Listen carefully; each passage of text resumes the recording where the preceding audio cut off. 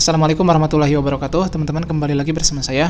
Dan di video kali ini saya mau cerita tentang masalah ketimpangan job desk atau adanya kelebihan dalam pembagian tugas di satu sisi, tapi di sisi lain ada yang kekurangan tugas tapi itu dibiarkan terjadi. Nah, karena akhir tahun kemarin, tepatnya pada November dan Desember, adanya pengurangan jumlah karyawan, terkhusus untuk karyawan yang bekerja di perusahaan-perusahaan startup. Nah, jadi kan awalnya di tempat kerja saya ini adminnya tuh ada 6, 7 sama koordinator admin atau kepala admin. Nah, yang 3 ini emang ditempatkan atau diposisikan di startup yang sekarang udah bubar ini. Dan yang 4 lagi ditempatkan di tempat kerja yang sekarang saya ini. Nah, yang 2 admin ini udah di PHK.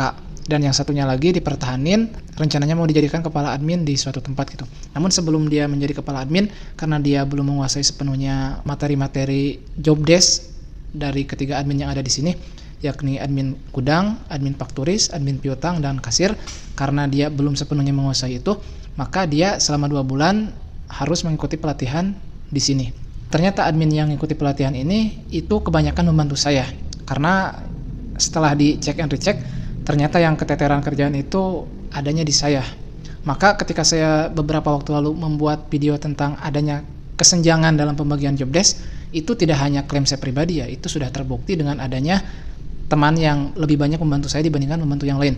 Dan lucunya ketika saya sudah ada yang membantu pun, kerjaan saya tetap banyak gitu ya teman-teman. Hanya saja yang membedakan adalah ketika dulu sebelum saya dibantu, saya itu ngerasa tekanan tuh tinggi banget gitu ya. Jadi saya dikejar waktu terus, kerjaan gak beres-beres, ada kerjaan ini beres, ada lagi kerjaan baru, kerjaan ini beres, ada lagi kerjaan baru. Bahkan kalau saya gak nyempetin waktu buat istirahat, ya mungkin gak habis-habis gitu, saya gak bisa istirahat. Makanya saya terkadang ya udahlah, masa bodoh, kerjain dulu yang penting-penting, kerjaan yang kurang diprioritaskan saya tinggalin dulu dan saya istirahat. Biasanya seperti itu. Nah, sekarang ketika saya udah dikasih seorang admin sebagai pembantu saya ngerasa kerjaan tuh tensinya agak normal gitu, enggak semenegangkan atau setertekan dulu. Bukan hanya klaim saya pribadi yang ngerasa, wah saya ini kerjaannya banyak banget, yang ngerasa paling tersakiti. Enggak, itu emang terbukti. Buktinya ketika saya udah dibantu 1 orang pun, ya dia mengakui bahwasanya di antara admin yang ada di sini kerjaan saya yang paling banyak dan memang paling butuh bantuan. Dan mungkin 2 atau 3 bulan ke depan setelah orang yang membantu saya ini pelatihannya selesai, ya saya akan kembali lagi seperti dulu dengan banyak pekerjaan dan banyak tekanan, dan itu harus saya jalani. Jujur ya teman-teman, dengan banyaknya pekerjaan seperti itu, di satu sisi saya senang karena saya itu bisa diandalkan, tapi di sisi lain ya sisi manusiawi saya juga bergejolak gitu. Cuma kekurangan saya adalah saya ini kan orangnya gak enakan gitu, jadi gak mudah speak up, gak mudah nuntut atau gimana. Akhirnya dipendam sendiri, dan mau tidak mau ada kalanya mungkin nanti meledak, dan itu bahaya, dan itu coba saya hindari ya teman-teman. Karena di 2 tempat kerja sebelumnya dikasih beban gimana pun tetap saya pikul, tapi kalau udah waktunya tiba, ya terjadilah sesuatu yang tidak diinginkan yang menyebabkan saya dipecat gitu. Dan saya tidak ingin hal itu diulang kembali. Maka sebisa mungkin saya akan mencari cara supaya saya tetap kerja di sini, saya tetap survive di sini dengan tekanan tersebut ya teman-teman. Mungkin di antara teman-teman akan bilang, wah bang, kenapa abang gak ngadu aja ke atasan bahwasanya keadaan abang seperti ini. Udah teman-teman, saya udah bilang sering banget ke atasan saya bahwa ya kerjaan saya tuh banyak gitu. Dan saya juga mengusulkan, Pak, apa salahnya kalau misalkan kerjaan saya ini dibagi lagi dengan rekan kerja saya yang lain yang dia itu nggak terlalu sibuk gitu. Dan ya hasilnya mungkin dari 100% obrolan saya yang ditanggapi cuma 30%-nya aja gitu. Nggak tahu kenapa. Padahal kalau berbicara tentang menuntut hak, dibandingkan yang lain saya lebih berhak menuntut hak gitu. Bayangin aja, saya jarang izin nggak masuk, saya jarang ambil cuti, kerjaan saya lebih banyak dari mereka, saya juga yang paling sedikit ngeluh atau komplain terkait permasalahan. Kalau saya bisa atasi sendiri, saya nggak akan bilang, saya coba selesaikan sendiri. Kalau udah mentok baru bilang.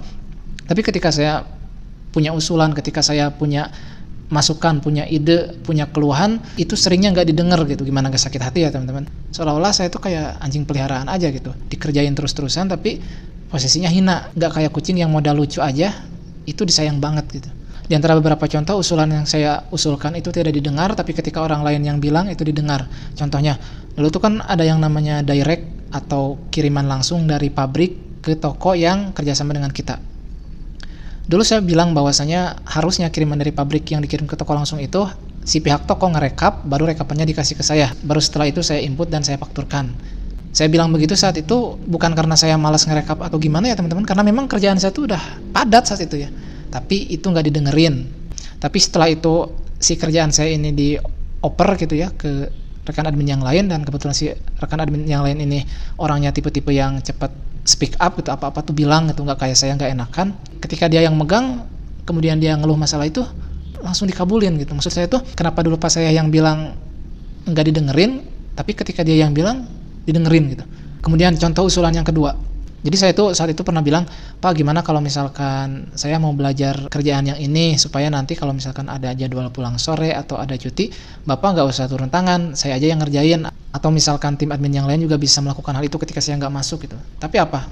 Nggak didengerin. Kata dia, nggak usah lah, nggak usah rolling-rolling gitu, nanti kerjaan utama kita jadi nggak fokus. Di situ saya yang mengerutkan, kenapa ya? Padahal usulan saya ini baik gitu loh. Jadi kan selama ini ya teman-teman, kalau misalkan ada salah satu admin yang nggak masuk tuh, yang nge-handle tuh atasan saya gitu. Sedangkan sebetulnya itu nggak harus terjadi kalau misalkan admin yang lain juga menguasai job desk saya misalkan. Karena memang diantara kita ini ya, satu sama lain cuma menguasai bidang pekerjaannya masing-masing. Akhirnya kan kalau misalkan mau cuti itu yang turun tangan tuh atasan kita. Nah, karena atasan itu nggak mau nge-handle kerjaan kita karena dia juga banyak kerjaan, akhirnya apa? Yang dikorbankan adalah cuti. Jadi di tempat saya itu, kalau kita mau cuti, yang padahal cuti itu hak setiap karyawan setiap bulannya, itu nggak bisa diambil sembarangan ya teman-teman. Kalau misalkan kita hari ini mau ngambil cuti, nggak peduli alasan cutinya tuh mau main-main atau mau rebahan, mau ada perlu keluarga atau apa, kalau nggak terlalu penting, misalkan ada keluarga yang meninggal, ada acara keluarga yang urgent yang sifatnya sakral, kalau cuma kita bilang cuti gak terlalu urgent alasannya, ya permintaan cuti kita ditolak, padahal itu hak kita gitu. Apa alasan ditolaknya? Ya menurut saya pribadi, kita tidak diizinkan untuk mengambil cuti itu adalah ya karena si atasan ini gak mau ngehandle kerjaan kita. Ya itulah contoh-contoh beberapa usulan yang saya sampaikan tapi gak didengar gitu, yang padahal itu menguntungkan kita semua gitu, menguntungkan saya pribadi, menguntungkan teman-teman admin yang lain, menguntungkan atasan saya juga gitu, jadi sama-sama meringankan. Tapi ya dia memilih jalan yang sulit. Mungkin prinsip dia adalah kalau ada jalan yang sulit, mengapa harus yang mudah. Sehingga yang sering saya pesankan kepada admin yang mengikuti pelatihan bersama saya ini adalah, saya suka bilang begini, bro, kamu kan nanti di sana tuh mau jadi kepala admin. Ya saya cuma berpesan kepada kamu, karena kamu sudah tahu sekarang gimana kondisi job desk saya, mungkin kamu akan mudah menguasai materi admin gudang, materi admin fakturis, materi admin piutang, materi kasir. Tapi yang harus kamu kuasai juga bagaimana cara kamu memanage sumber daya manusia dan tingkatkan rasa empati. Soalnya kalau rasa empati dan keahlian kamu dalam memimpin tidak kamu asah, tidak kamu pelajari, ya hasilnya akan seperti ini. Timbul lingkungan kerja yang tidak sehat, yang mau tidak mau suatu saat akan menimbulkan penyakit. Entah itu penyakit perpecahan atau ada salah satu yang nantinya dirugikan, yang itu nantinya nggak baik buat semua gitu.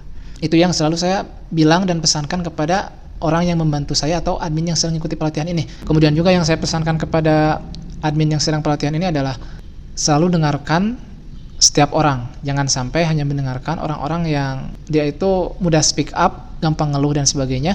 Sedangkan di luar sana ada orang-orang yang gak banyak bicara tapi banyak kerja, kemudian sesekali dia ngeluh, jangan karena dia kelihatannya penurut atau jarang ngeluh dan sebagainya, kemudian keluhannya ini dianggap sebagai angin lalu. Jangan sampai. Justru ketika ada orang penurut, orang baik, orang yang gak banyak komplain biasanya, tiba-tiba dia komplain satu hal, justru harus lebih didengarkan, karena artinya kondisi kejiwaannya udah nggak kuat lagi menampung masalahnya. Itu yang selalu saya pesankan kepada admin yang suka bantu saya ini, yang lagi pelatihan ini ya teman-teman.